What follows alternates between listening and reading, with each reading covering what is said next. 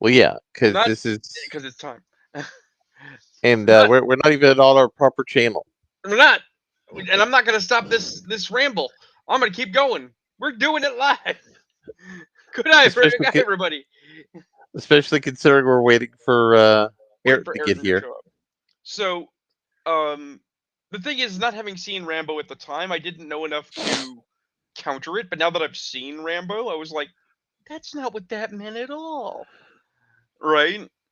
Well, I Uh, mean, were they maybe going for the whole thing with the whole gay rape metaphor in Rambo? they weren't. But what they were actually talking about, what had not yet been crystallized in popular language, was they were trying to lay the groundwork in academia for toxic masculinity, right? Even They though were they had invented the toxic idea. right. They hadn't proposed that yet, but they were laying the groundwork. They were trying to brainwash children. Thank God my parents raised an arrogant little shit who doesn't listen to nobody. So, the thing is that another component of this presentation that I saw. So some of them were actively awful, like the Nike ad that's "Just Do It," but it's a woman fleeing from a slasher murderer that was a halftime show ad, right? So it's like, yeah, this dude's gonna do violence to this woman, but hey, she's got Nikes, she'll be fine. It's like that is in poor taste, right?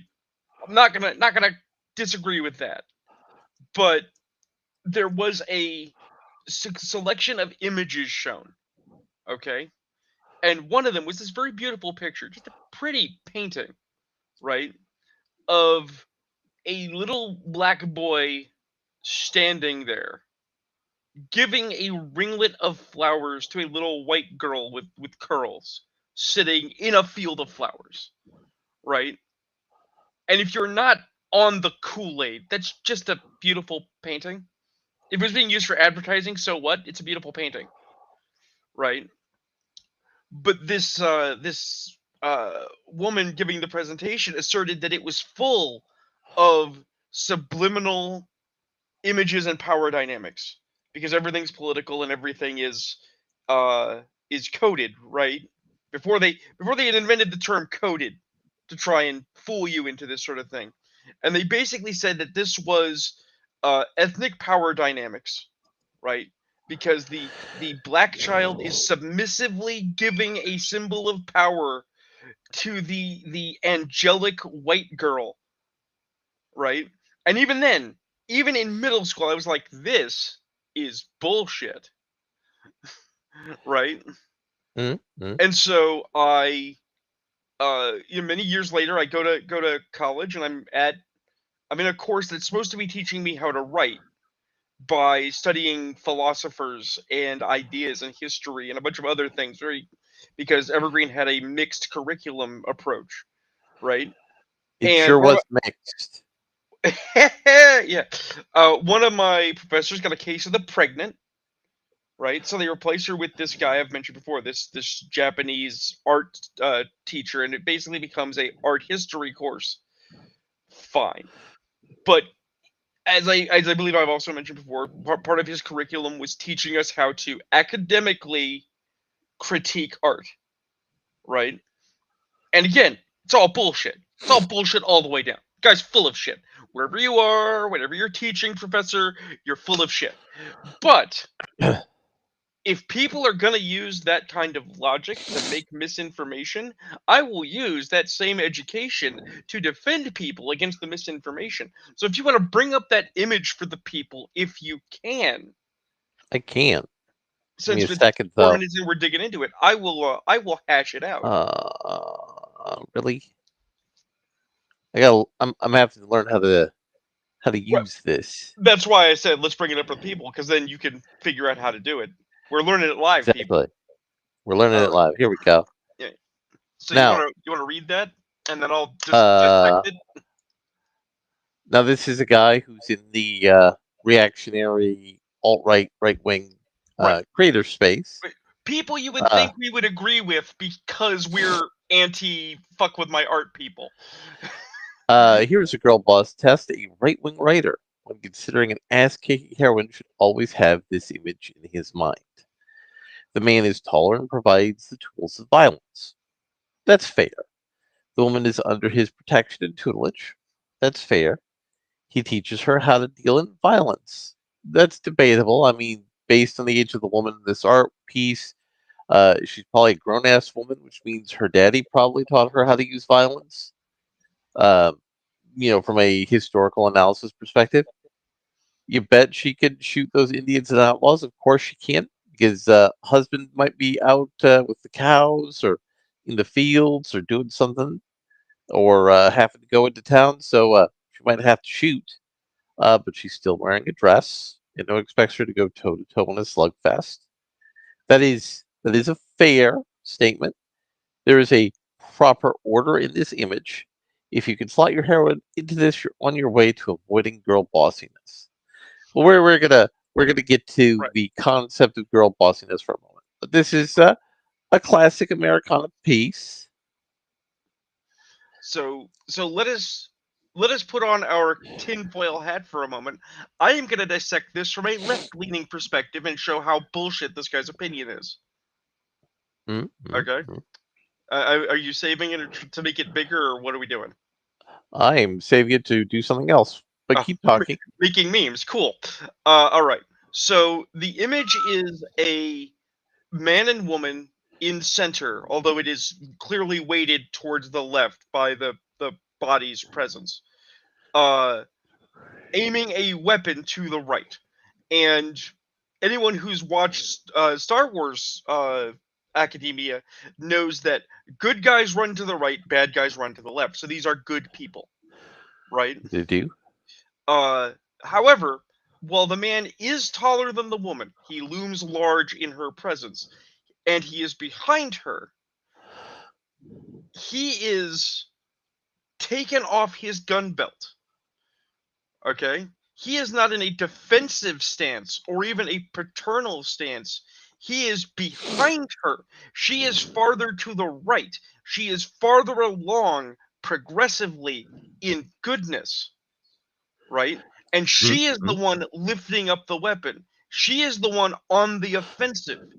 And is she in a dress? Yes, she has chosen the clothing of preference. She's not wearing a man's clothes. She's not taking a man's position. She's taking her own position with her own weapon to defend herself and him on the frontier that is dangerous. Definitionally, this is an image of female empowerment because she does not need the man and his gun because she has empowered herself. That is art critique, people. That Well, is how this works. let's go one step further. The reason I pulled up the Google reverse image search, this is a Tom Lovell painting called Target Practice from 1986. Right, So this picture is a product of the historical discourse that's occurred following the anti-Western. right. This is something evocative of the old John Ford Westerns. And so it's a reactionary response to the anti-Western.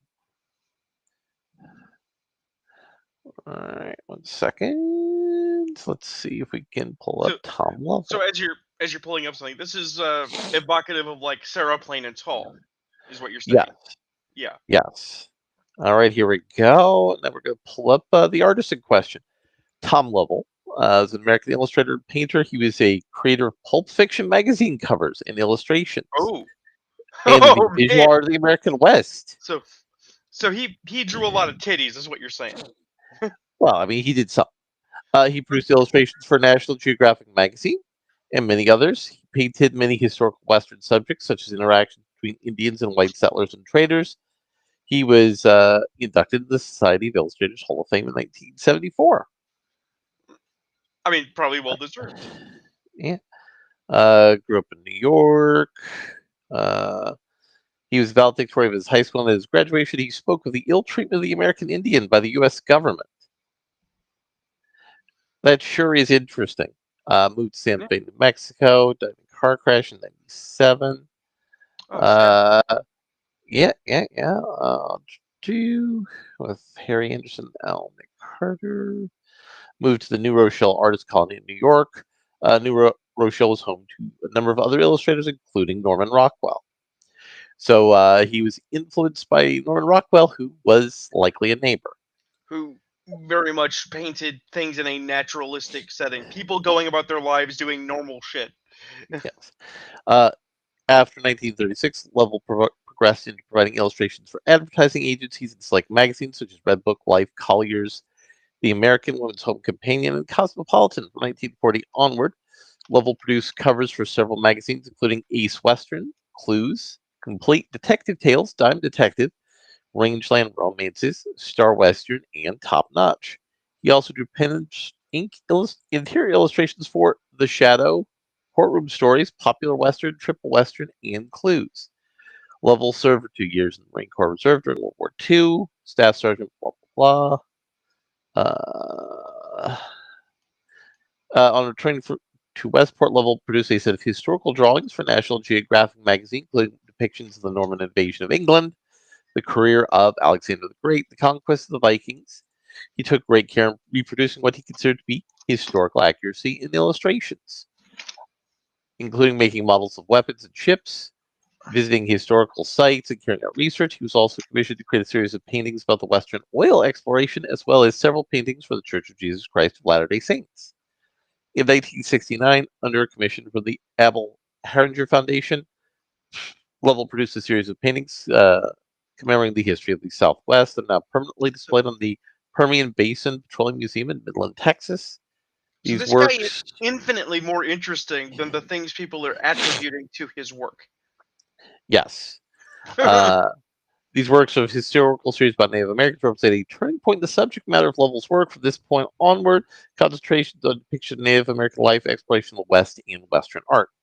In 1973, he was invited to become a charter member of the National Academy of Western Artists. It is the only artist who twice received the Prix de West Award in 1974. He was elected to the Society of Illustrators Hall of Fame in 1975. He became a member of the Cowboy Artists of America in 1992. That's neat that that's a thing. Yeah. He received the Robert Loweed Award for the NAWA as well as their Lifetime Achievement Award in 1994. He displayed several pieces of the National Academy of Western Arts show in Oklahoma City. The Tom Lovell collection of personal letters, photographs, and scrapbook contains tear sheets of his completed paintings. It's currently held at the Norman Rockwell Museum Archives Reference Center collection. In 2006, the Norman Rockwell Museum put several Lovell's paintings on display as part of the exhibition of the National Geographic The Art of Exploration.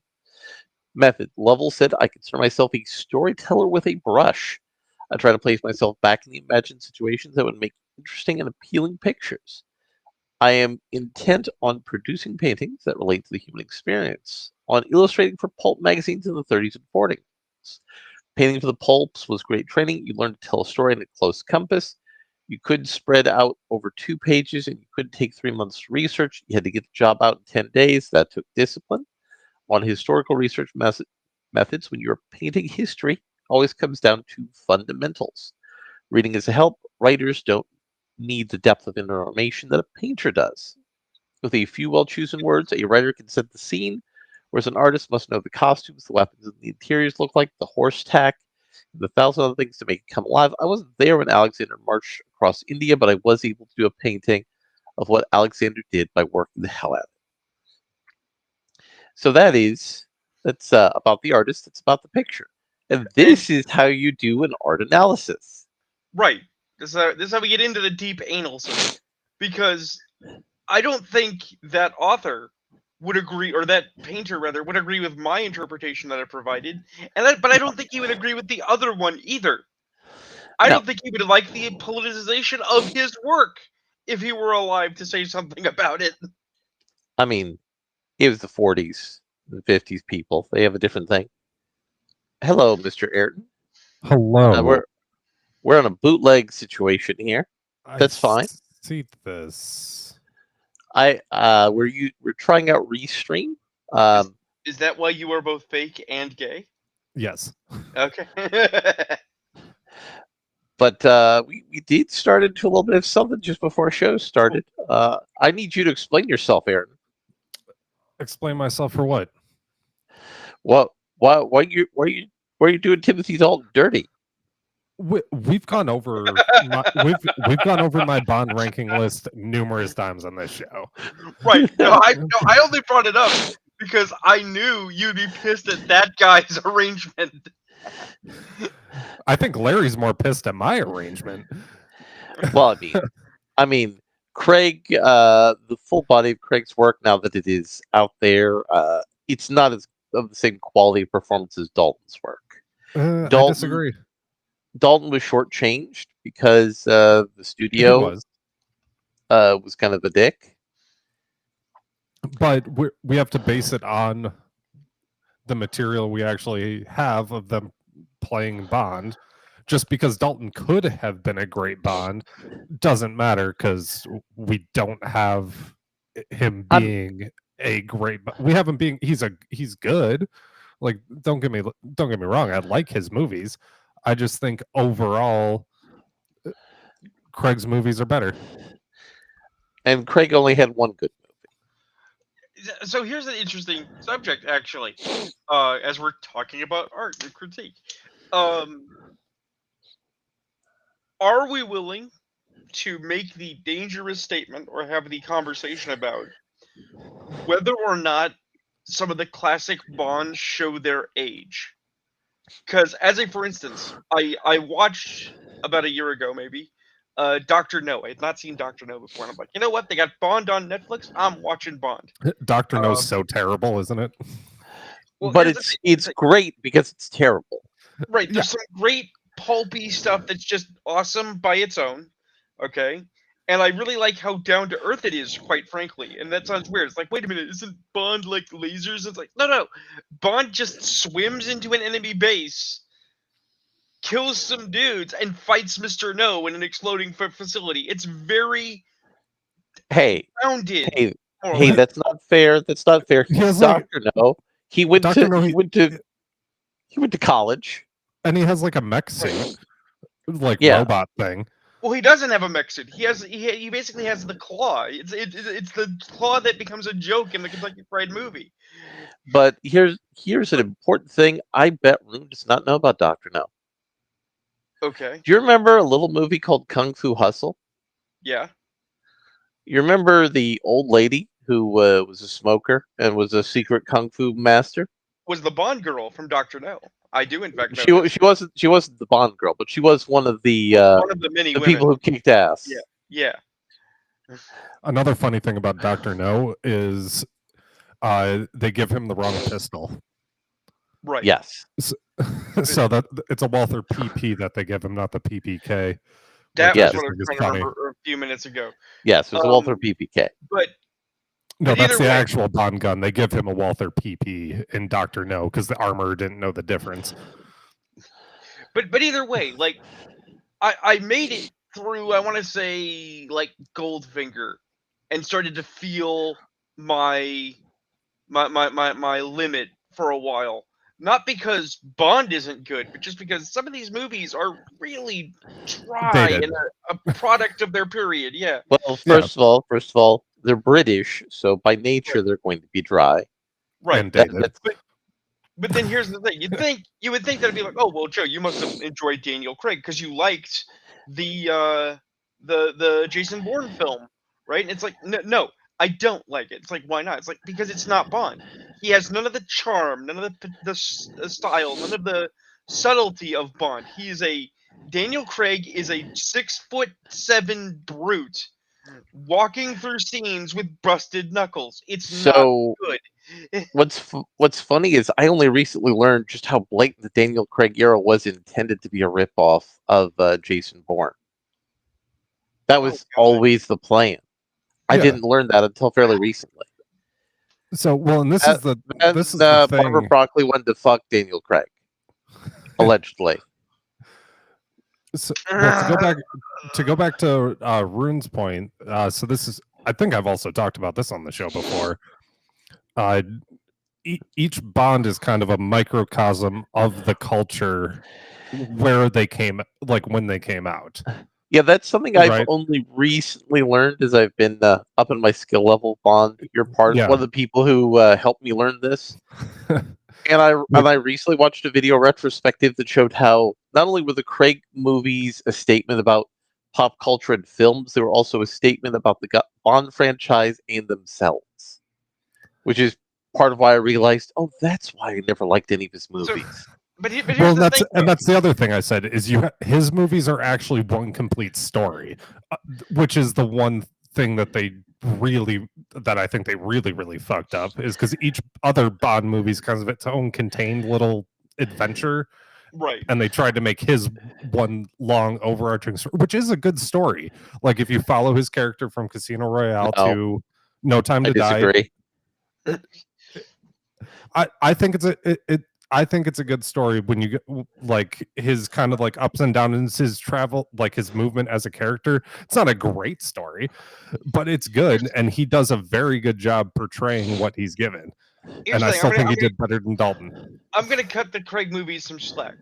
Craig is not a good Bond, but they do not fail to have good Bond villains. Mads Mikkelsen is great. Javier Bardem is great, even though he's like skeevy, and the guy from Inglorious Bastards is great. They had good villains across the So, films. so you know what's funny about the writing? He actually brought the lady from Fleabag in to write the last movie, and then it got rewritten because the studio realized it was a terrible idea. Does not surprise me. But I do have to say I have mad respect for the Broccoli family with what they did to Amazon. I think we talked about this on the show. Do you remember? We talked about it a couple weeks ago. But again, just for anybody who's watching who might not have seen this because we're bootlegging as a secondary channel. The Daniel Craig movies were led to Amazon buying Bond, but Bond's going to go into the public domain in like 10 years. So Amazon has 10 years to make money off of this shit, and then the Broccoli family will just use the money they got from Amazon and then just start cranking out Bond movies, which goes back to Never Say Never Again. Hey, who knows? Maybe I will live long enough to write Bond. So we're going to see two parallel Bond franchises again. So good. But, And also that jackass who made Never Say Never Again technically has the legal rights to redo that James Bond story again. But here's Which the thing. I would do if when that all happens. I would fucking do it just to be a piece of shit. But here's the thing though. There's that terrible femme Bond movie that is not a Bond movie where she's an author and it's about she's actually a secret Argyle. agent. Argyle. Yeah. Yeah. The thing is that what sold that film? What sold that film was Henry Cavill in a Yeah. turtleneck Yeah. being James Bond. Right? We thought we were going to get And- Henry Cavill in a Right. thing that was a Kingsman alike sort of movie. And Kingsman as well. Both of these films, whether I like them or not, because I'm actually not a fan of the Kingsman, understand the homework, right? If you told me, all right, Henry Cavill's gonna be James Bond, I'd be like, okay. And then you said, and he's gonna be slick, I'd be like, oh, right? Because that's what I want to see. I want to see a fun-loving Bond making maybe not stupid quips, but making charming quips, right? Because he's the unflappable professional, right? None of this shit's ever gonna hit him, right? I don't know. In the books, he gets pretty crass. He's not always like charming and quick witted. He's Here's the thing: it's like when I was a James younger, Bond has grandpa racism, which Here's is the- one of the here's best the- parts about the early James Bond books. here's the thing: when I was a younger man, I didn't realize how good I had it. Okay, give me a second. I gotta look up the guy's name because it's falling out of my brain.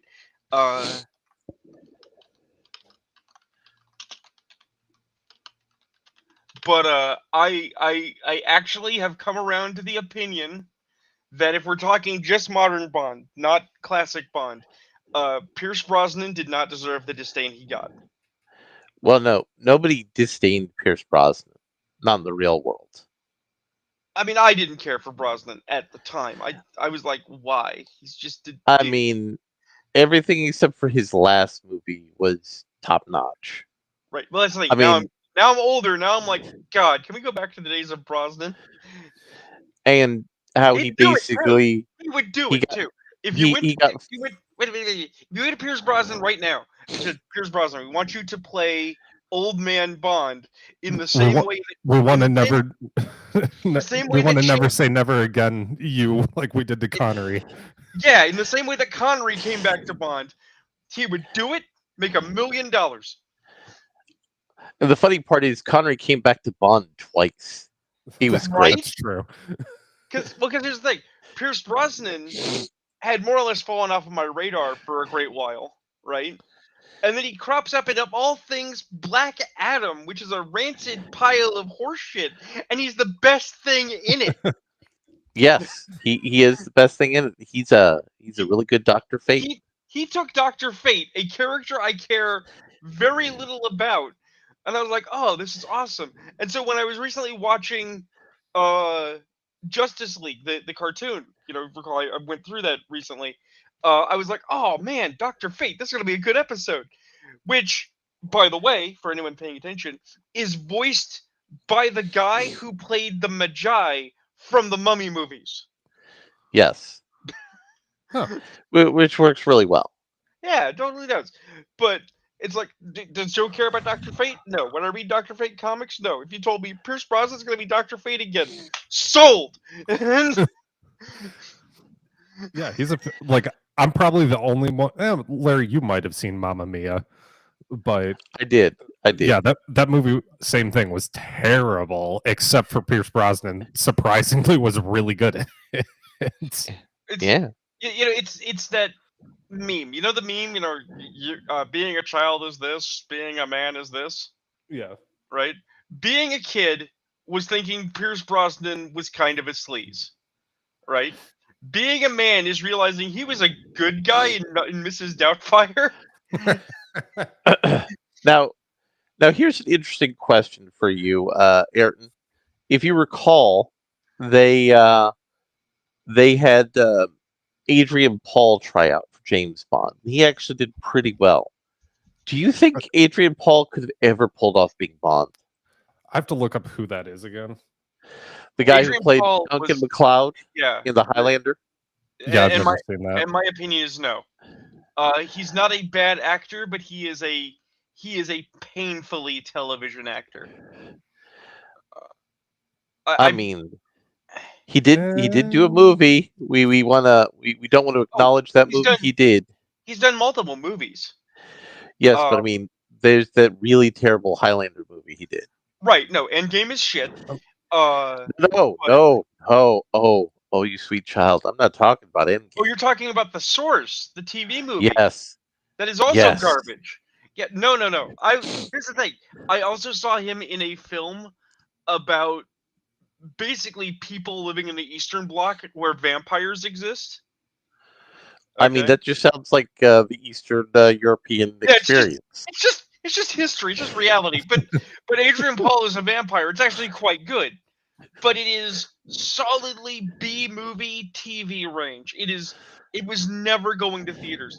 I don't think Adrian Paul has the range to actually be a big time film actor, though they've tried. He's not Yeah. bad. He's just not that. He doesn't have that ineffable something. But if you told me we're gonna have Adrian Paul play James Bond in a TV series for a series of TV movies or a succession of like Netflix, I'd be like, oh yeah, sure, I'd go with that.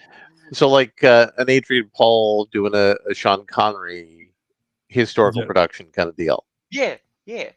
Yeah, scroll. I've never seen a single movie that this guy's in, so You actually did you like Highlander the movie, the first one? I've never seen it. Oh my god. Oh my god! Okay, so wait a minute. Because Why? Why wait, are you guys surprised? Wait. Because they're working on a new one, does that mean we have to kidnap Ayrton on the internet and sit down and watch Highlander as a group? Well, I mean, we should anyway. But Okay. Ayrton, Queen made the entire soundtrack for that movie. Oh, really? One Yes. of two movies they did that with. That and Flash Gordon. There's also a version of New York, New York, sung by Freddie Mercury. That there is, they basically had to like jimmy that thing back together for the soundtrack of the film because the actual originals of the recording don't exist. Huh. And the only place you can hear that is in the background of the movie. Well, that's cool. Yeah. In addition to that, that was the movie that gave Clancy Brown his career. Mm-hmm. Iconic It actor. gave it gave Christopher Lambert his career in Lambert his America. yeah. Yeah, I don't know who either of those people you just said are. Well, Clancy Brown. Do you know Wait a Mr. minute, Krabs from wait a minute. SpongeBob? Let's drop the important one here. You're saying you haven't seen a movie with Sean Connery in it? Correct. Well, no, Actually- wait. You've seen the Sean Connery Bond movies? Yeah, Okay. I've seen his Bond movies, and then I've seen Last Crusade, and I think those are the only Sean Connery movies I've ever seen. Okay, but Christopher Lambert is kind of hilarious. He was vaguely French. They asked him to play a Scotsman. He had to learn English for the movie. He was vaguely French. Yes, I believe he was of some. I believe he was part Eastern European of some variety or another. Hmm. But his English, lost Ayrton. Oh There God, you go. Now he's back. he was overwhelmed by the awesome. Had a stroke. All right. So they brought him in. They brought him in because he was a well-known French actor, so they were able to get more money of the European distribution. Hmm. And they were able to get Sean Connery, but Sean Connery demanded $1 million. And I believe, if I remember, a music band helped finance the movie because that was during the time where all sorts of rock bands in the UK were financing movies to lose money for British tax purposes. All right, so They So were I pulling want a to talk Roger about Corman. the actual coolest thing about Highlander, and it is nothing to do with the music or with the structure of the film.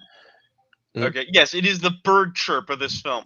I just wanted to see if that worked. To be honest, So- with this program, So, Christopher Lambert is French, playing a Scotsman. Sean Connery is No. We'll get to Sean Connery.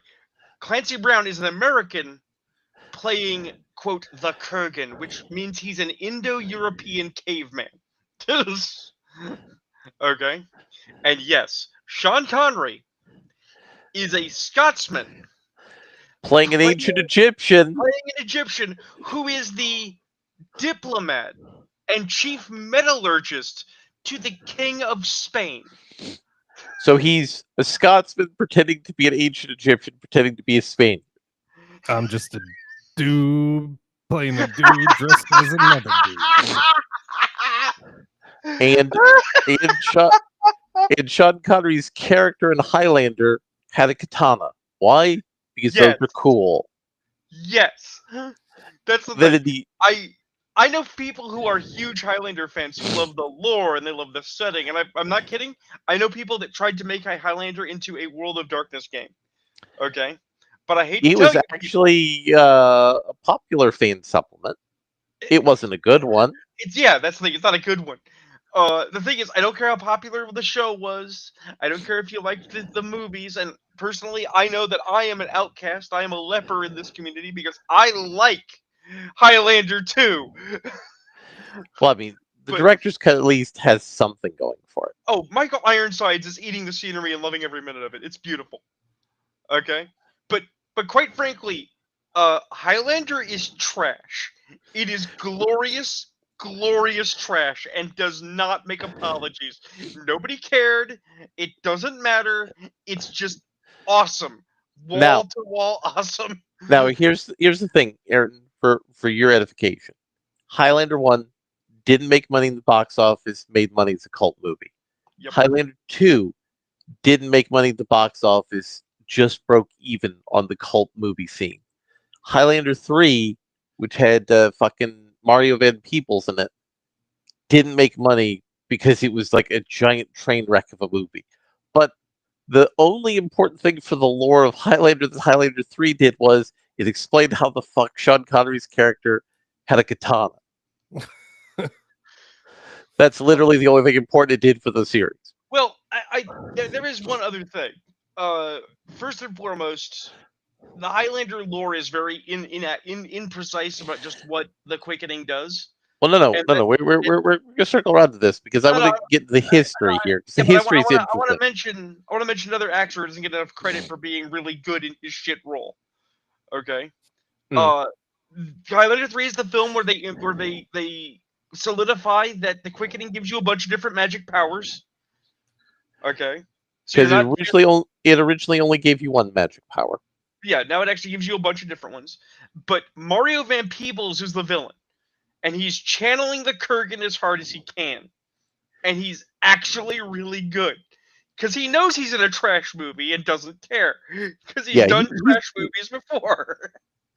but so Highlander 3, while it didn't do well, it didn't lose money, and it did well enough that somebody said, "Hey, it's the Oh, 90s. Everybody's making syndicated TV here's shows. here's a Let's make cute a syndicated factoid. Highlander." Here's a cute factoid because I'm the only one old enough to remember this. You guys might know it, but you may not remember it. But I do. So Isn't Larry older than you? possibly the advertising campaign for Highlander 3 voiced by Leonard Nimoy. Leonard Nimoy Yes. gave his voice to ads for this piece of Yes. shit because it was a paycheck. He Yes. Leonard Nimoy was a working actor, always was. was, and Uh, he lended his voice to things. so Highlander 3 that Yep. was good enough. They were making a syndicated series because they made a lot of good syndicated sci-fi-ish television series in the Yep. 90s. It was a golden age for syndicated TV. They were originally going to make Adrian Paul be Connor McLeod, which was the character made by Christopher Lambert. I figured They they couldn't get decided, the rights. well, no, they had the rights. They were trying to get Lambert into it, and then You would they do said, it. "Hey, he wouldn't do it." And then, like Adrian Paul said, "What if I'm his cousin?" And they're like, Right. "Sure, fuck it, why not?" Got it. And then once they did that, Christopher Lambert said, "Okay, I'm willing to come back. It'll Right. do like a guest starring appearance." But And before we talk about the movie, let's just mention real quick. When we're talking about the golden age of syndicated television, this series was actually really good for a trash series, right? In the sense that they did get a lot of really good actors in it, oh, right? oh, Uh, not only actors, not only actors. There's a little guy I believe you might have heard of called Roger Daltrey. You might have heard of him. yeah, He's not an actor technically, but he was a recurring guest star on Highlander, the series. right. I was gonna mention though that they got Bull from Night Court, Well, I was about to get to Bull from Night Court and because they had I think his first name is Andrew. They had Robinson Derek from DS9. yeah, but I mean he's also a working actor. Yeah, but I mean that's the thing though, is that it had a lot of these people that are people you know. Well, thank you, bearded monk, for your opinion. I'm sure you and your tiny penis will be very happy together. We have Carry a on. chat. Where's our chat? It's off to my right. I don't know. Oh, Church is here. He said, "Sup, guys," and that Highlander 3 was after the show. And someone named Bearded Monk is calling us jerk offs. Church is also calling us a jerk off, but I am less impressed by Church calling us names. And then we lost to Larry. oh. So now I'm hijacking this. Wait, are you the Bearded Monk, Church? Are you trying different names? Are you transitioning? Do we need to be supportive of you in this trying time? Would you like an egg in this trying time?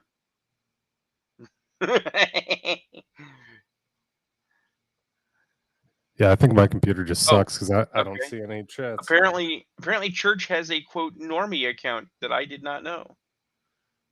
Huh. Okay. Well, fine then. Call us names. See if I care. Hello. Can't hear Larry. Hopefully he's getting sorted. So where were we going after Highlander? I believe he was about to describe Endgame, and we were all going to feel pain.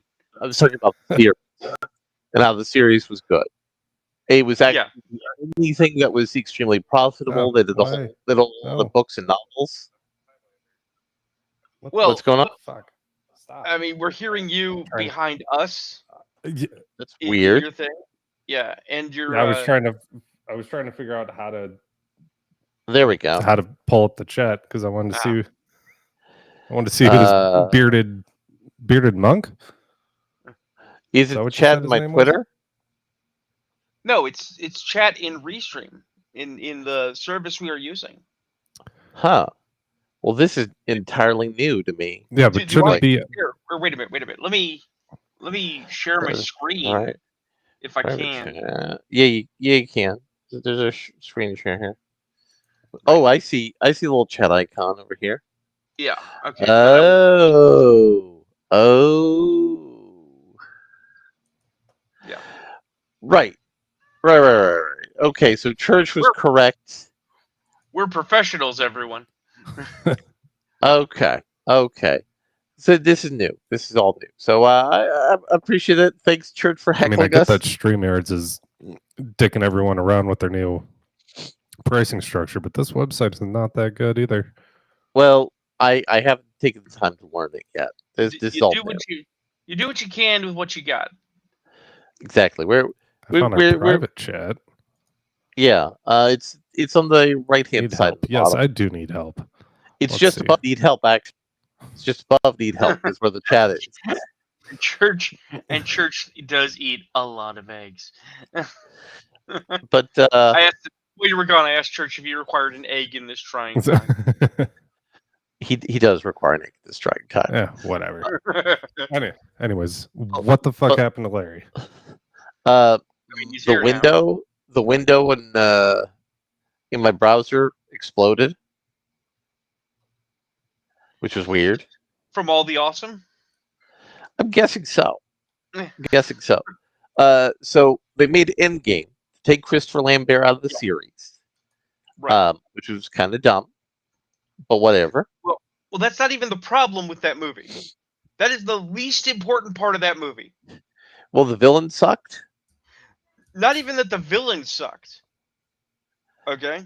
So the villain is a secret relative of Christopher Lambert, who hates being immortal, right? Who has been scheming and planning all over history to take down his cousin so that he can enjoy no favor, no positive living as an immortal. He wants him to be sad and alone forever, which is like the I mean, that's dumbest mean. fucking plot. But he has acquired a group of fellow immortals to work with him, and they're going to murder other immortals in group fights, which is against the rules. They're breaking all the rules the immortals have created. Like, they have a gangbanger who literally just walks up and is like, "Bam! I shoot you with a gun, then I cut off your head because rules are for pussies." One of those immortals is Jet fucking Li. Yeah. They Jet had Li. Jet Li being a villain in a Highlander movie, and they killed him like a bitch and had him in a non-speaking role. Hey, Jet Li will take a paycheck. I mean, sure, but the thing is, we are to believe, okay, that everybody sat there at the table of villainy while White Suit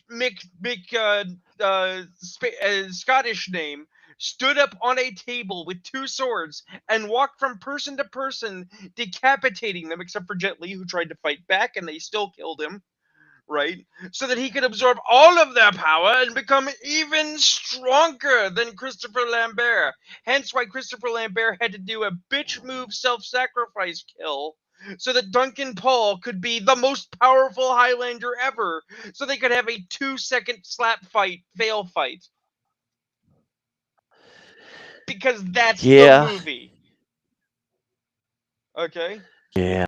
They couldn't just have it be that like Christopher Lambert bequeathed his quickening to Duncan Paul so he can go live a mortal life and die, which is what that character had fucking wanted forever, right? And then have him go fight a bad guy. No, he had to actually die, and he had to die in a dumb way. And it's a very fucking whiny movie. It was very 90s. Now get this. Duncan MacLeod had Yeah, here a we go. cat burglar girlfriend. Apparently, I can only hear Rune at the moment, What? That's which weird. I feel like that violates the Geneva Convention in some way. But Can you hear me, Rune? Hey, Jim Jesus. Hold I up. Can you hear me, I can Rune? hear everybody. That's I weird. can hear everybody. All Nope, right. I Can can just everybody hear. not hear me? No, I can just hear. I can only hear you. Oh my god. Yeah, that's why I said I'm pretty sure that violates the Geneva Convention. Well, because I can hear Larry, and Larry's asking, "Can you hear me?" It's like, yes, I can hear Larry. And I can hear you, God, Eric. this website sucks. And Larry can We're- hear Ayrton. We're gonna have to This is like the worst game of telephone I can possibly think of. we're gonna have to find a better alternative here. Let me see here. I can actually This is just great. I love this. I know what you're talking about. I would say So, I'd try leaving and come back, but I don't know if my computer will let me do that. so Rude, you're gonna have to carry my words to Aaron. All 'Cause right. this is fun. Okay. So Duncan MacLeod, because it was the 90s, had a cat burglar girlfriend. Okay. I'm gonna try this here. So, Ayrton, can you spot me 250? Nah, I told you, Loch Ness Monster, I ain't got no 250. No, I'm just telling you what Larry said. He needs 250. How Jewish of you. Should I, Damn it. do I need to get that 350 that you requested? I mean, God how damn dare it. I not give you that $5.50 that you needed to borrow All from right, me? look. We'll draw a big circle on the internet. We'll throw all the money up in the air. Whatever God wants, He keeps. Uh, All right, so okay, what Larry actor? Okay, now he's oh, there we go. He's gonna try to reboot himself, or hopefully it'll work. There we go. He's back. Okay. Dude, how about now? Hey, How we doing now? Hey, I can hear things. That was Okay. wild. Okay, so because it was the 90s, Duncan MacLeod had a cat burglar girlfriend because it works for Batman and Spider-Man. look, is it cat girlfriend, or should we just call it cat suit girlfriend? Because that seems to be the thing. Is we just want a girlfriend in a cat suit. I mean, you're acting like that's a bad thing, Rune. I'm not. I'm just saying, can we be more accurate? Because technically, that means you could also include like Emma Peel from the Avengers, who is also in a cat suit. It's true. And the girlfriend who was a cat burglar got a 2-season spin-off show. Yeah, I didn't watch that. I almost watched the TV movie The Raven, but No, The Raven was the TV series. was that the TV series? What the fuck am Yeah. I thinking? There was a movie where Duncan MacLeod almost became a villain because they revealed a deep dark, and I want to point out this is actually shockingly creative for the 90s, and they would never do it now, right? They Mhm. revealed that good, quote unquote good, immortals have to kill a certain number of good immortals, or the balance of quickening will become uneven, and they will become evil immortals from consuming so much raw malevolence. And they had a Sin Eater come in to help him out. Right. Which is actually like an interesting idea. That it's like, I don't want to kill my friends, but I gotta kill my friends, because if I don't kill my friends, I will become so much worse than they know, and then I'll end up killing them anyway. And then there's the final movie. It was awful. It was awful, and yet it shall live in infamy, as someone said. Someone looked at Highlander 2 and said, "Hold my beer, I could do worse." So it's like this, right? It's the post-apocalypse. Why is it the post-apocalypse? Because fuck you, that's why. And a bunch of immortals are going to solve the mystery of why they're immortal. The one thing that fans of the show thought they wanted an answer to, but the creatives behind the show and the TV movie said, well, what if we give you the worst answer possible?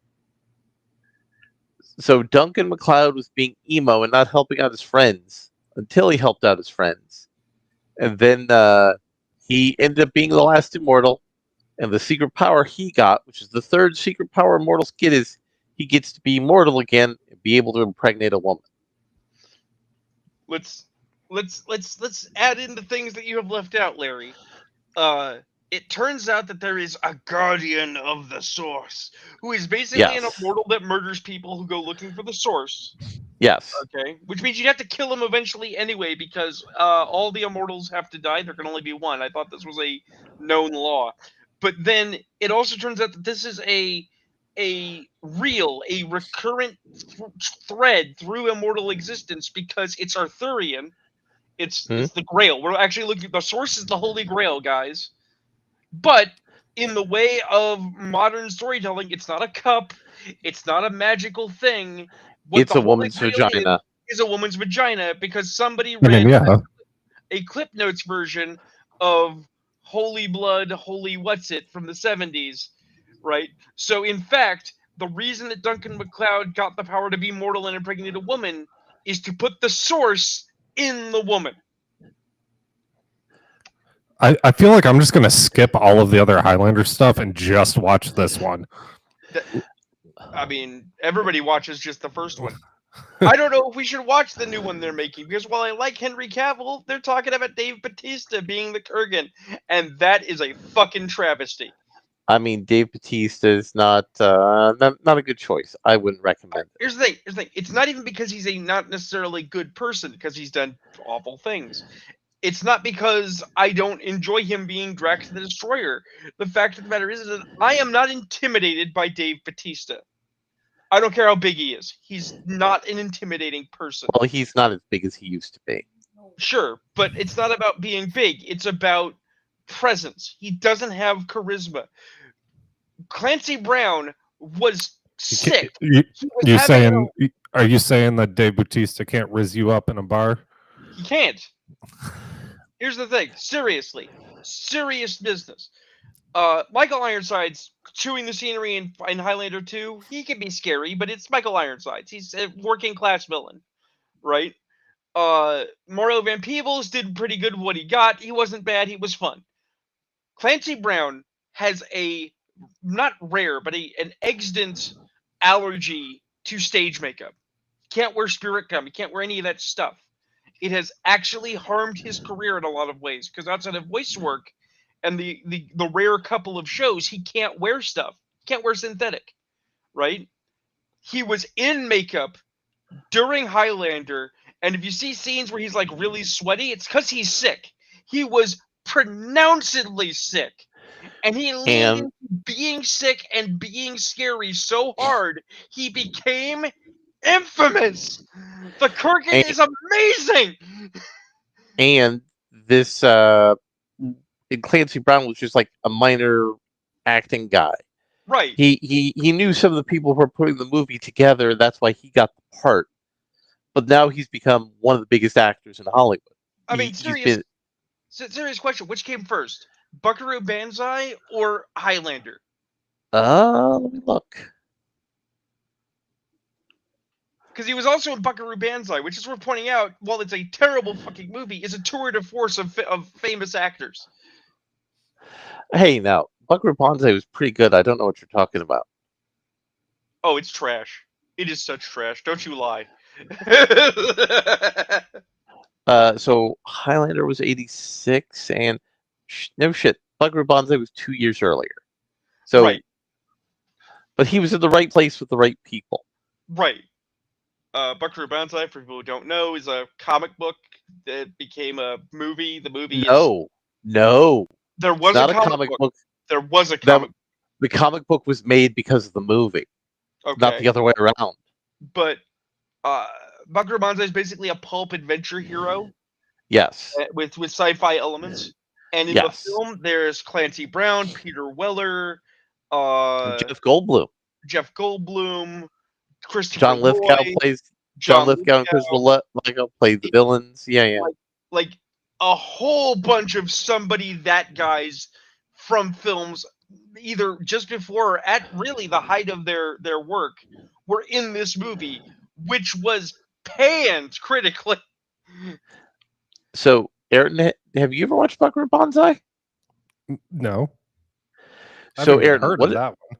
So, Aaron, what if I told you somebody came up with the idea of making the 20th movie in a 20 movie series with all the Marvel references and callbacks to the other 20 movies, but it's the first movie? That sounds fantastic. It is. It is. This movie's right up your alley. And Buckaroo Banzai is based off of Doc Savage. Oh, And okay. the reason I mean, I would say inspired by, but carry on. well, no, the guy who wrote the script wanted to make a Doc Savage, but he was told by a bunch of people, "Look, Doc Savage is too old." This is all right. Fine, I'll make my own Doc Savage with No, blackjack and let's hookers. be honest. Let's be honest. Doc Savage is burned. Okay, I mean, unfortunately, I want there to be a Doc Savage movie. Arnold almost made one in the 90s. We're not going to get one in my lifetime, and it makes me sad. But that 60s Doc Savage movie with the Sousa soundtrack is so bad. yeah. The actor playing Doc Savage knew his role, but that is not a Doc Savage movie. That is a Doc Savage abortion. It is bad. Yeah. So the reason this movie is like the 18th movie of the film series, it's because what the screenwriter did was he said, "All right, well, what if all of my previous drafts were his previous adventures?" And then he referenced his previous drafts in the final draft that went to the studio, which is actually kind of clever. That's fantastic. I love that. Yeah, yeah. But let's talk about a movie that. Well, wait a minute. I just want to make sure that I'm not having a stroke. Isn't Buckaroo Banzai also an American raised in Japan? No, half American, half Japanese. Half American, half Japanese. Super genius with a team of brilliant other super geniuses fighting extra-dimensional invaders who are vaguely 1950s commie-like infiltrators. And their evil leader is John Lithgow, who's insane and in an asylum because he's insane. Yes. And John Lithgow is basing his accent for his performance off of an Italian guy who worked in one of the costume departments. Right. Like, nothing we have just said is made up. All of it is true. All of it is ridiculous. It's pretty fucking amazing. Do I say that Buckaroo Banzai is a good movie? No, God, no, it's terrible. Watch anything else. Should you watch Buckaroo Banzai? Yes, watch it. But Buckaroo Banzai is one of those things that is a deep reference in lore. It was a major plot point in Ready Player One. God, I'm so glad I didn't watch Ready Player One. Ew. Or read it. Yeah, no. But let's talk about a movie I watched. I literally watched it just before the show. I watched Weapons. It's getting a lot of traction. I'm going to tell you the plot of the movie. The plot of the movie is very simple, and then I'm going to explain how they do the plot of the movie in a way that makes it kind of interesting. So a witch comes to town. A witch steals a bunch of children. A witch murders a bunch of people who try to save the children.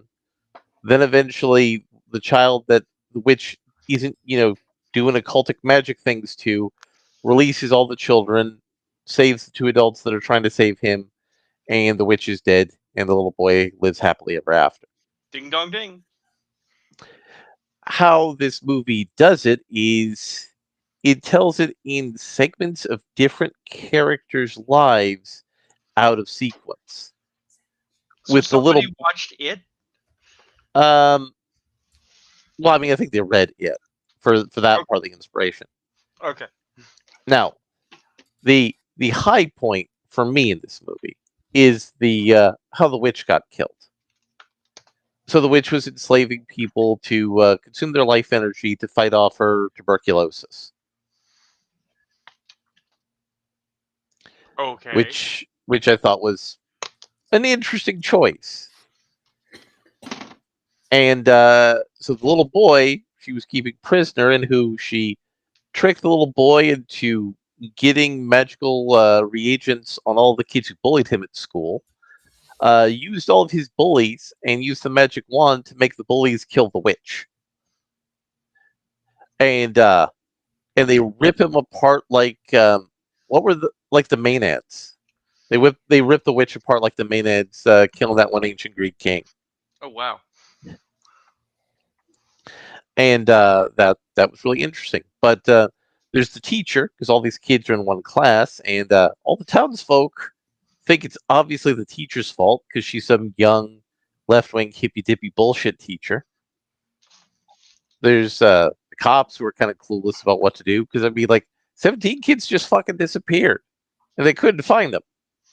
The FBI couldn't find them. What the fuck could they do about it? And it's just the mundane sort of a tragedy's happened. It's sapping the life out of everybody in the town. Everything's just going wrong and twisted. But I recommend it. I'm not normally a horror person, but I recommend this one. I mean, I'll check it out. This really just makes me want to see that other horror movie that's coming soon. I want to see Good Boy. I know Good Boy is a great movie, and It looks like the greatest depiction of Courage the Cowardly Dog ever put to cinema.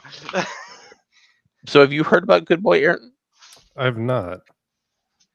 So Good Boy is a horror movie, but it's from the perspective of the family dog. Oh, so it is Courage the Cowardly Dog. All right. It is Courage the Cowardly Dog. Yeah. And one of my favorite Roger Zelazny novels uses a similar narrative conceit, where the movie is mostly told from the perspective of Jack the Ripper's dog. Oh, wow. It's A Night in Lonesome November. So the plot of the movie is there's two groups of people. They're the openers, the closers. The openers want to let the great old ones into the world and allow them to remake the world. And the closers think that's a bad idea. And every October 30th. Can we just stop with the weird Lovecraftian fish people, like fucking people to bring back the old ones? No. There's no fucking Fuck you, Alan fish Moore. people. No, there's no fish penis in this story. Look, he's got trauma. Okay, he's had a bad time.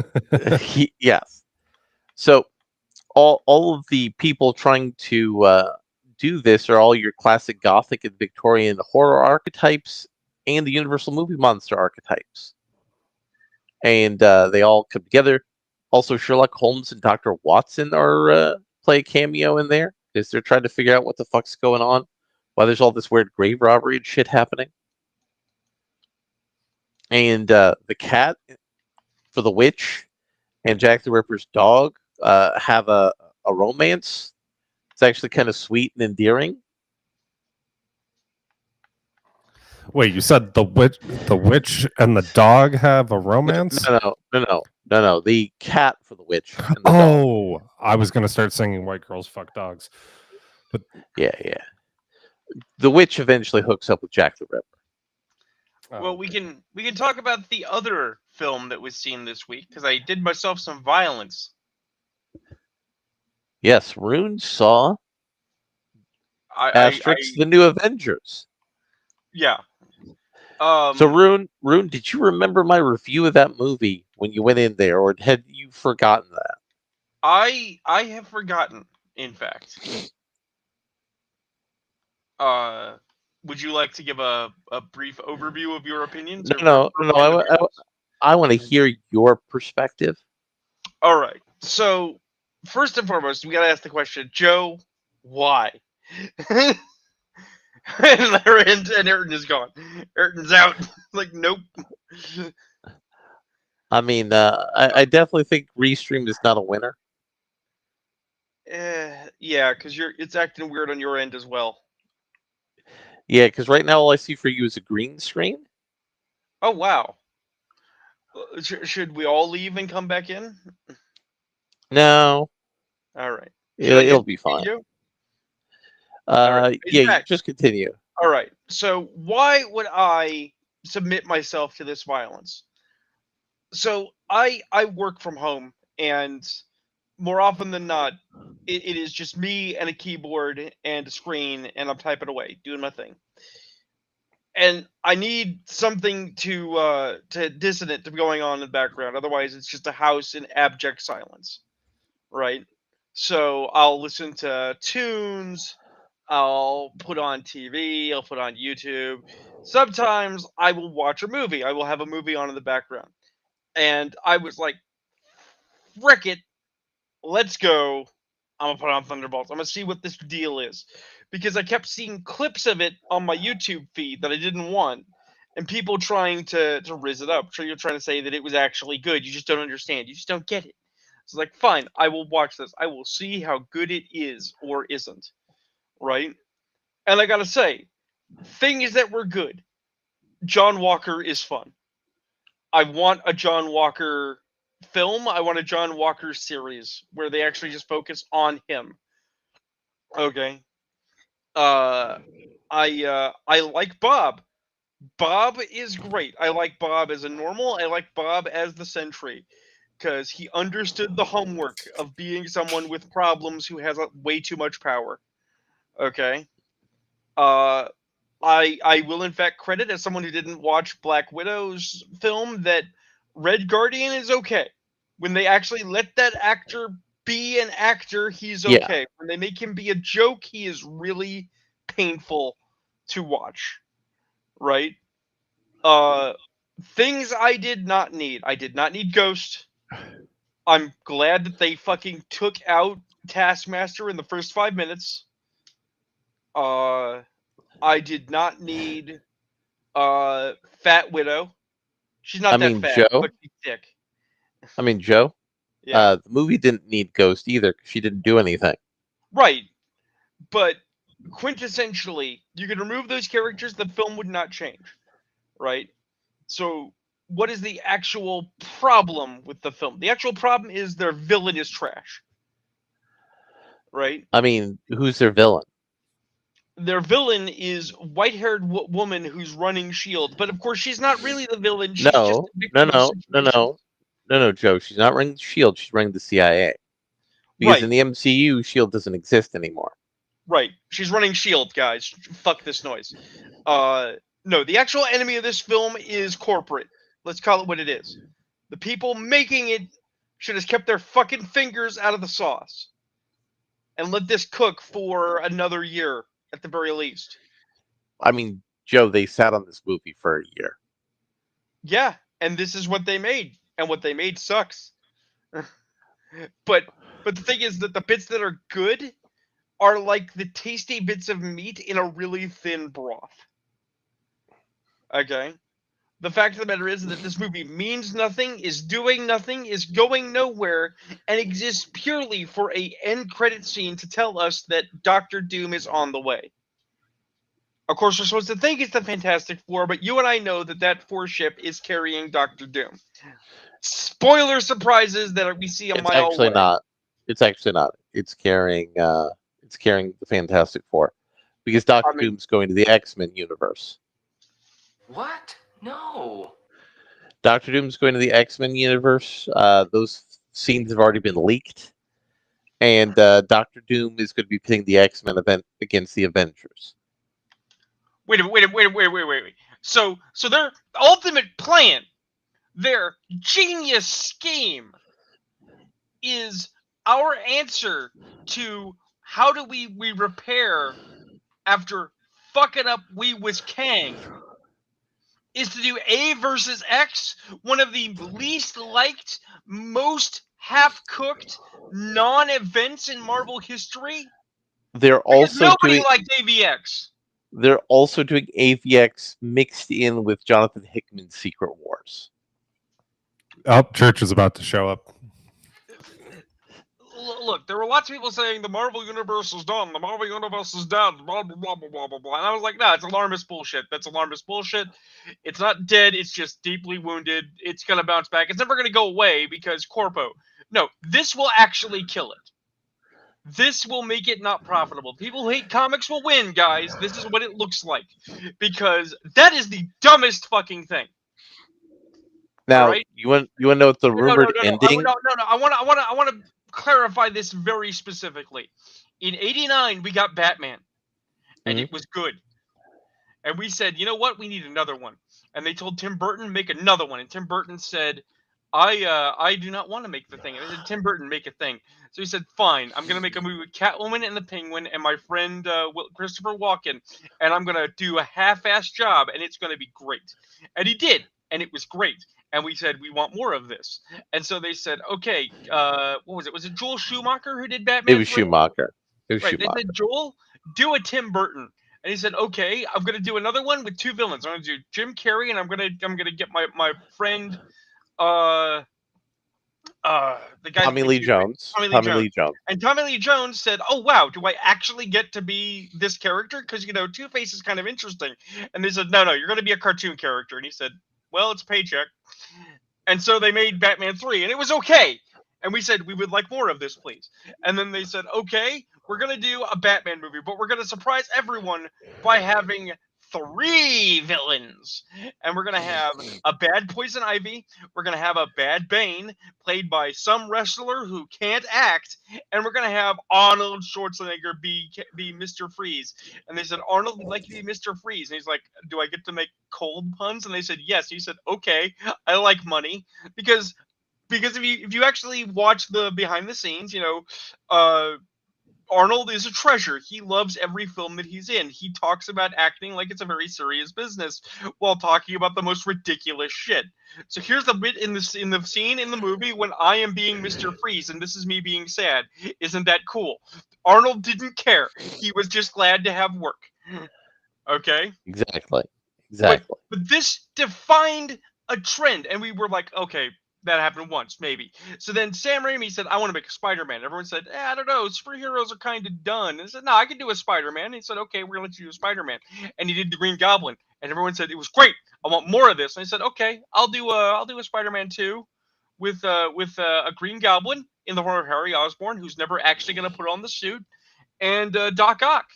And it'll be great. And they said, I don't know, Doc Ock is kind of silly. It's like, I got this. And so he did. And it was great. And it was amazing. And Larry is gone. God damn it. And then they said, okay, we're going to do Spidey 3. And they said, you need to put Venom in this movie. And Sam Raimi said, I don't want to do Venom. Venom is bad. And they said, you're going to put him in this movie or you're not going to work in this town again. Much as they had said to Tim Burton when they said, make another Batman. And Tim Burton said, you guys hear me? Now we can. Can you hear me now? Yes, we can. So, 1 second. So, Sam Raimi did what they made him do. He made Spider-Man 3. Test. 3 villains. Okay. Can you guys hear me? Yes, we can hear you. I can't. You can't hear. Okay, Ayrton cannot hear you again, Larry. Can you hear me, Larry? No, you can't. Wait, can Larry hear me? Well, now Larry's gone again. Oh. Restream, you're not living up to your potential.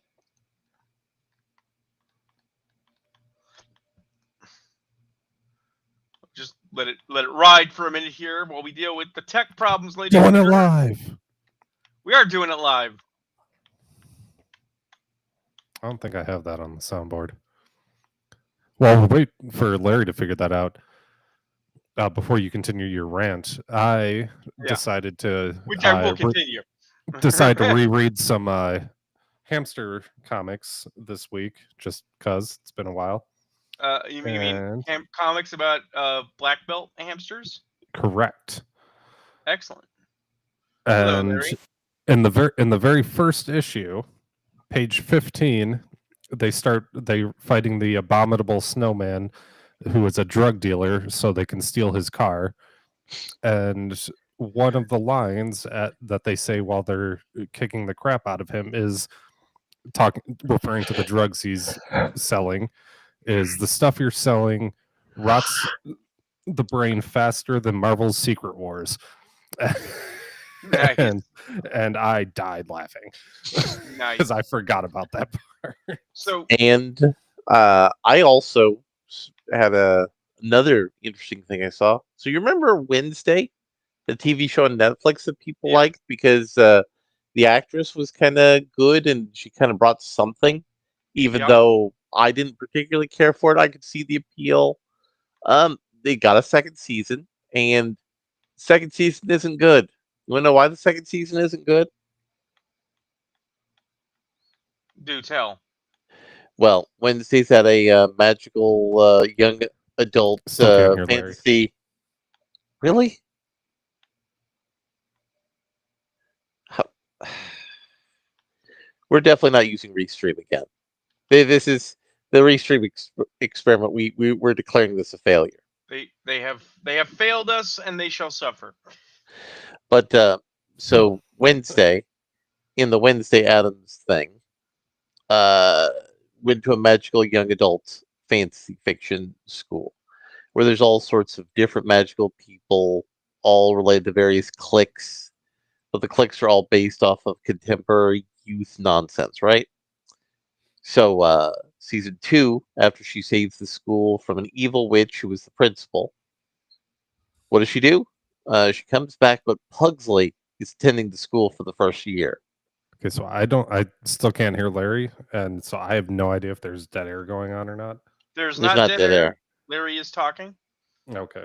It's just you can't hear it, and we have Larry has ordained, and I agree. We're not using Restream again. You will not be here next time, ladies and I gentlemen. concur. We're going to find somewhere else. They have Yeah. failed us, and they shall suffer for this. Yes. So we have Pugsley there. So that's a thing. And also we have Gomez and Morticia. Morticia, of course, being played by Catherine Zeta-Jones as recurring characters. So it's like those really good celebrity actors that gave it just enough gravitas, but they weren't there a whole lot. Yeah, no, we're going to focus even more on them now. Well, the guy playing Gomez looks the part of Gomez from the comic book, Yes. but he's living in the shadow of Raul Julia, and that's not enviable. He can't No. live up to that. No, he's a good actor, but Raul Julia is an amazing actor. You can't. One of You can't beat one of the Raul. greatest actors. And they also have Steve Buscemi show up as the new principal of the school. And Christopher Lloyd is one of the teachers at the school. He's a head in the jar. Yeah, A head in the jar teaches the science class. I want to mention people really pissed and moaned about that, but I want to point out to people because maybe you're not paying attention. Christopher Lloyd is old.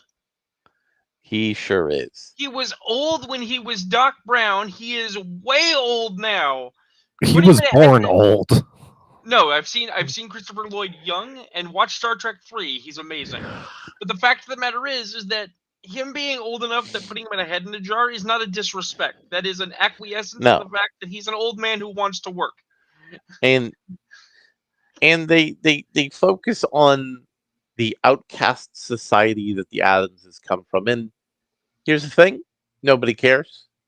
Nobody cares about their secret urban fantasy society. Nobody cares. Right. It's not what we came for. We care about the Adams family contrasting with normal people. Right. Because their house is a museum, Yeah. and they really are a scream. It's in the fucking song. Everyone knows how this works. Likewise with the Munsters, the whole point was they're the Universal movie monsters, but they're a normal 1950s family. That's why the remake series with Eddie Izzard failed, because they tried to be serious and they tried to be 90s quirky, and it's like no, this needs to be what it is on the tin. And also, the less we think about the Rob Zombie movie, the better. I mean, I wasn't going to bring it up, and now that you've brought it up, that is a hate crime on the Geneva Convention, and I will be seeking you at The Hague. I will say, though, the guy who played Grandpa, was good in that movie. He was the only person who understood his assignment. You mean to be funny vampire man? Funny Yiddish vampire man, yes. So, Ayrton, can you hear me now? Can you hear Larry now, Aaron? Nope. Nope. You want to try to bounce back out and back in? Larry is advising that you bounce back out and back in. Uh, Challenge the potato. All right, let's see what happens.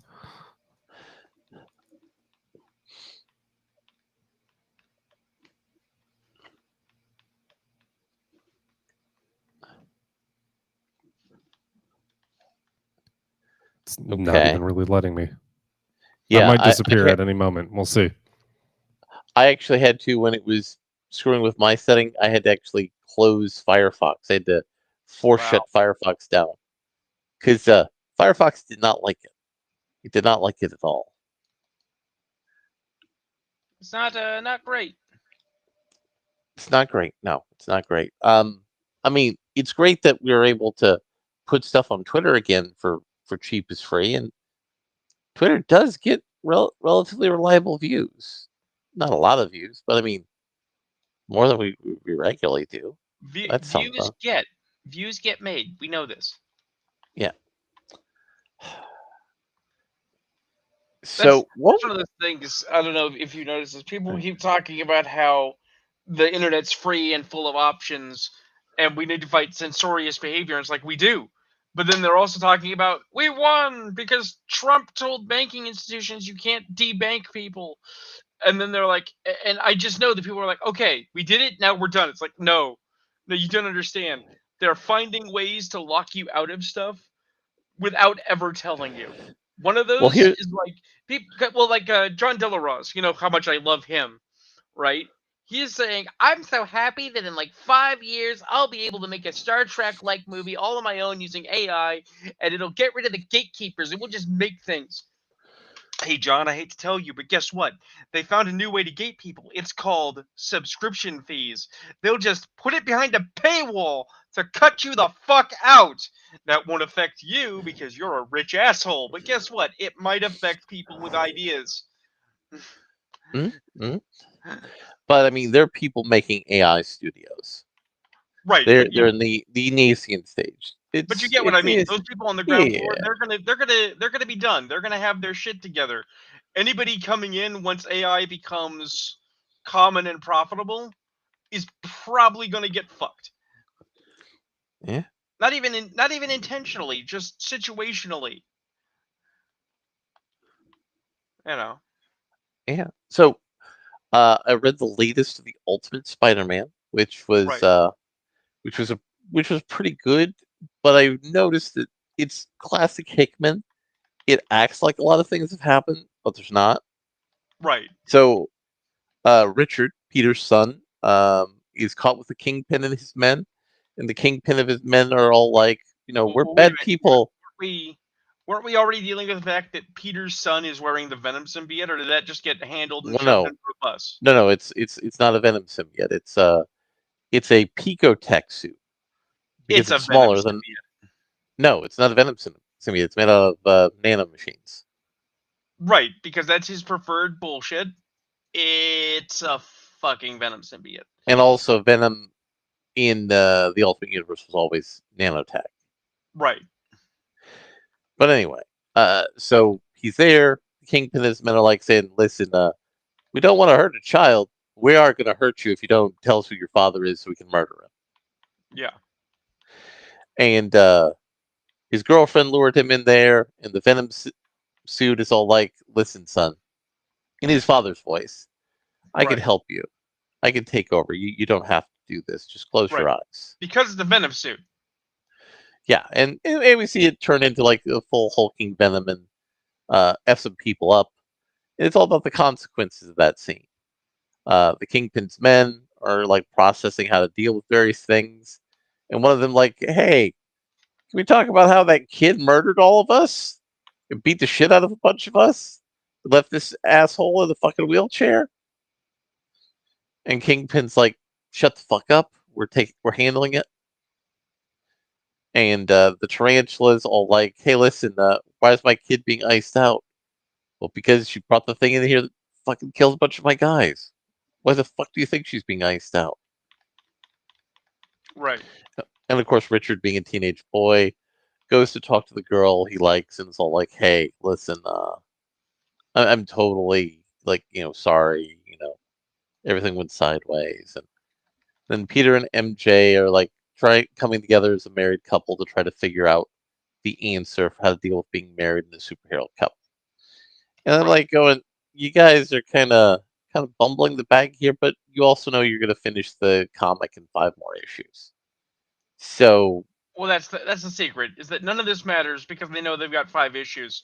They have no intent to run longer. yeah, and also Marvel knows once this run is done, everybody's going to abandon ship on this comic. Right. Which should tell them something. And in mainstream Marvel continuity, they did another chapter in the Will They Won't They with Mary Jane and Peter, but it actually wasn't Peter, it was Ben Reilly because Peter's in outer space. Right. And Ben wasn't a bro and said, listen, MJ, we'll talk later. No, he just closed the door on her and left her in the hallway with the Venom symbiote. I mean, admittedly, maybe he was like, Peter, you and MJ still aren't ready to work shit out. I don't know, but Ben should have been a bro. Well, see, Should this have helped this bro out. since I don't think Aaron's coming back, this brings me back to what I was saying earlier. The reason I was running down this progression of we get a movie, we get a hero, we get a success, and then we escalate, until we have 3 villains, and it's too many, it doesn't work. And we should know this because it is solidified in lore that you can't handle it. Is because what you were just describing for the Doomsday film is okay. So we had one plot line with one villain, and it was very successful. And then we tried to have 2 plot lines with a villain, and that was middling successful. You just described how we're going to take 3 separate plot lines from 3 separate stories and mix them to make one meta story, so we can introduce all the things at once, and it's going to fail. So here's what the rumored movie's going to be. Is your body ready to hear it? I'm very angry, but I am sitting down. So Doom fights the X-Men. Why is he fighting the X-Men? He needs Cerebro to do a Doom plan. And then he and Franklin are like saying, hey, listen, these guys, the Avengers, are going to come over. They're assholes. They're going to destroy your universe. That is not a Doom story. Carry on. Then he goes into another reality to have Franklin bring Scarlet Witch back from the dead and have Scarlet Witch bring back the Darkhold. I mean, that almost works. And then Doom gets his own little teams of people who are saying, like, listen, once I'm successful and I save all of reality, you all are going to get a piece. And it has them fight the heroes while Doom goes into the center of the TVA and consumes all the power from Loki as the god of stories. And uses that power to be able to reconstruct all of reality. And lead us into the Hickman Battleworld story. But why? Because they need to get the Hickman Battleworld story so they can reboot the whole series of movies. I understand this theorem, but it doesn't work, and I will tell you, and I will give you a argument why. Because as much as I like Doom, Doom is great. Doom is your one true master. We all know it. Okay. The fact of the matter is that Doom would not steal Cerebro from mutants in another dimension, even if it was more convenient. Doom would just build a Cerebro. Now, if you said Doom is kidnapping mutants to fuel it, that's a thing Doom would do. Because the sacrifice of these little people is a piddle for the grandeur of Doom. But he would just build his own Cerebro. He's brilliant enough. Yeah. Right? And then it's like, okay, he needs the Darkhold. It's like, okay, so start with that. Start with he needs this magical source of power. fine, right? But then that's a Doc Strange movie that we should have had. That's not a Avengers movie. Hmm? Hmm? What's more, the Thanos progression tells you this should have been a Doc Strange movie. Hmm? Because movie one, you introduce the idea of, okay, there's more and more occult shit happening. What is Doc Strange worried about? We saw that in No Way Home. The world is in a tenuous place post Infinity Gauntlet, right? We don't know what Hmm? the multiverse is going to do. Okay, then you introduce the Darkhold. That's right. Even though the movie was a piece of shit, even though the show was a piece of shit, Wanda's psychotic binge with the Darkhold has established the Darkhold is this powerful, dangerous thing, right? You have Doctor Doom, interdimensional despot, come to take the Darkhold for his own purposes, his unstated purposes, right? Hmm? Now it's a Also, he's story. going to marry Wanda. What? Because she's a Romany, and because he's a Romany? What? Why? Why? They did that in the comics. And That's why. right, here's the thing: you can't do that. You can't. Well, we did this because they did it in the comic, and also we're gonna wildly disrespect the comic while we're at it simultaneously. And Pick also the a producers fucking lane. and also the producers hate the comics. Right. If you hate the comics, just don't make the fucking movie. Make a different movie. Or better yet, your producers, give your money and shut the fuck up. As Mel Brooks famously said on the Elephant Man movie, said, no, we are telling you what's happening. We're not giving you a voice in what's happening. Is that what he said to producers, or is that what he said as a producer? That is what he said to the studio. To the producers or as a producer? As the person who was making the movie for the studio. Ah, okay. I think he was technically like the EP for the movie. He Right, told but the studio, listen, we are informing you of what's happening. We're not allowing you to right. dictate what's We're happening. not asking you your fucking opinion. Which makes But yeah. sense. But that knowledge has been lost to the world. And yeah, there wasn't a whole lot going on that really spiked my attention. I mean, And you, except for that thing you and I are up to, but that has nothing to do with this show. yeah, that has nothing to do with this show. But we're gonna end early since Ayrton left because his potato imploded. And because The Restream, restream sucks. you have failed us. You have We're failed gonna us for the last time. and the first time. The first time.